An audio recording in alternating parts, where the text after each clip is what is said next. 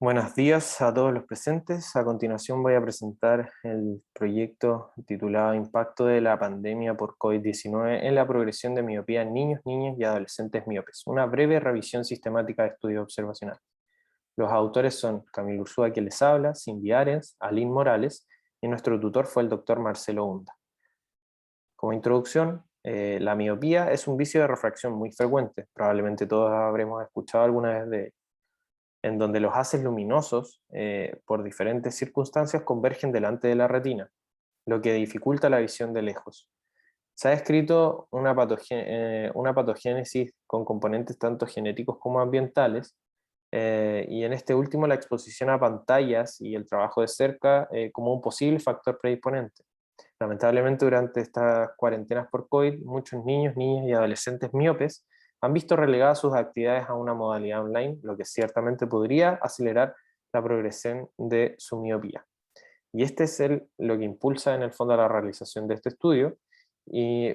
para ello, como objetivo, nos planteamos realizar una revisión sistemática en estas bases de datos para encontrar evidencia sobre el impacto de las cuarentenas por COVID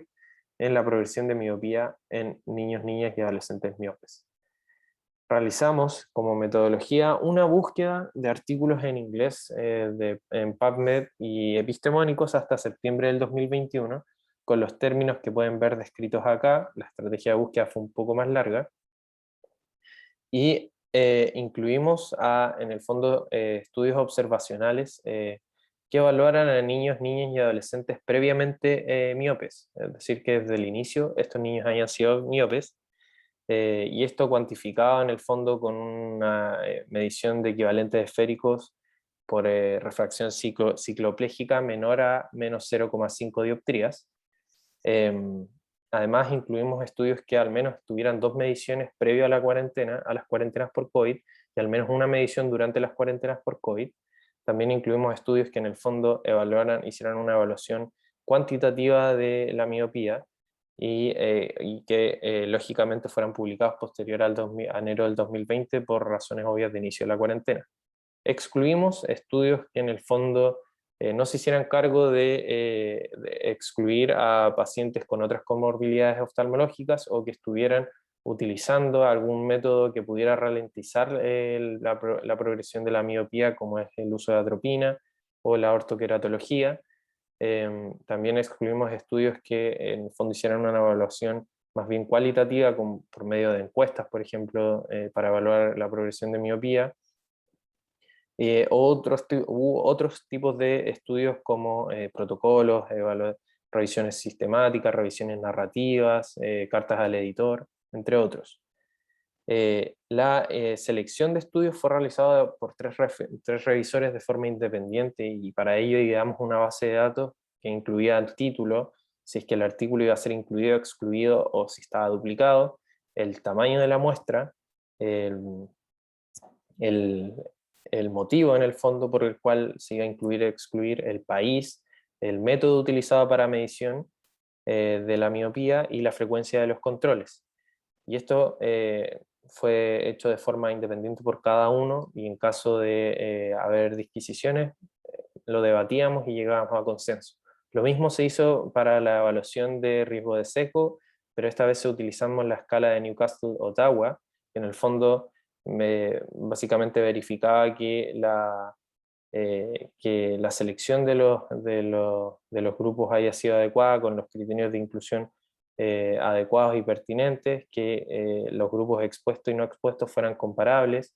y que no hubieran pérdidas de seguimiento significativas y que el seguimiento haya sido por un tiempo adecuado.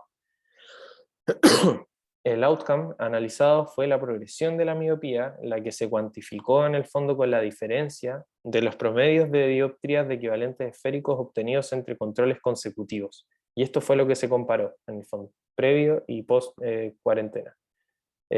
considerando la desviación estándar y la confianza del 95%. Como resultado, finalmente, al correr la búsqueda, obtuvimos 40 resultados,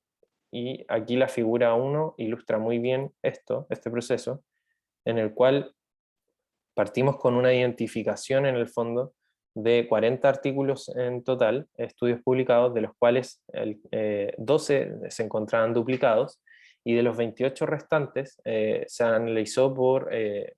y se hizo una revisión independiente por título y abstract, y fueron excluidos 18, por lo que quedaron finalmente 10 estudios potencialmente elegibles, los cuales fueron leídos en su totalidad por cada uno de nosotros de forma independiente, aplicando los criterios de selección, y finalmente fueron incluidos y analizados 3 estudios. Luego, en cuanto a los resultados, estos se resumen bien en esta tabla 1, de los tres estudios incluidos se ven aquí a continuación, en donde se ven con un tamaño muestral relativamente grande, y se incluyó en el fondo un artículo turco y 2 artículos chinos,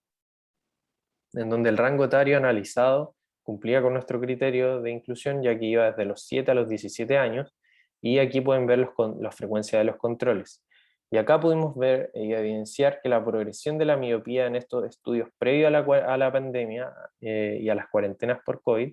iba desde menos 0,33 a menos 0,54 dioptrías de equivalentes esféricos, y entre paréntesis pueden ver la desviación estándar,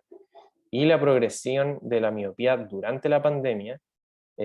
subió a menos 0,71 dioptrías, y en el estudio turco y en los chinos ya de menos 0,93 dioptrías a incluso menos 0,98 dioptrías. Y la diferencia entre estas dos progresiones se evidenció que era significativa. Por otro lado, otros estudios también evaluaron la cantidad o por en medio de encuestas a los padres, en el fondo, el tiempo dedicado a actividades outdoor y la exposición a pantallas de sus niños, niñas y adolescentes, y se vio que en promedio el tiempo de exposición a pantallas aumentó de 2,4 hasta 4,5 horas por día, y que las actividades outdoor disminuyeron en 0,6 a 0,8 horas por día. Y otro estudio también planteó algo interesante de que aquí evidenció que aquellos niños, niñas y adolescentes que practicaban más de 2 horas por día de actividades outdoor presentaban una menor progresión que aquellos que no lo hacían. Y es así que, como conclusión, podemos tener en cuenta que las cuarentenas efectivamente han impactado negativamente a niños, niñas y adolescentes miopes, en donde la mayor exposición a pantalla, el aumento del trabajo de cerca y la menor exposición a actividades outdoor parecieran haber acelerado la progresión de esta patología, pero desafortunadamente en Chile no hay, ni en Latinoamérica no hay estudios al respecto, pero sin embargo la evidencia de este estudio nos insta igual a tomar medidas al respecto, y así prevenir una posible pandemia de miopía que se está gestando, ciertamente. Y como referencia podemos ver de los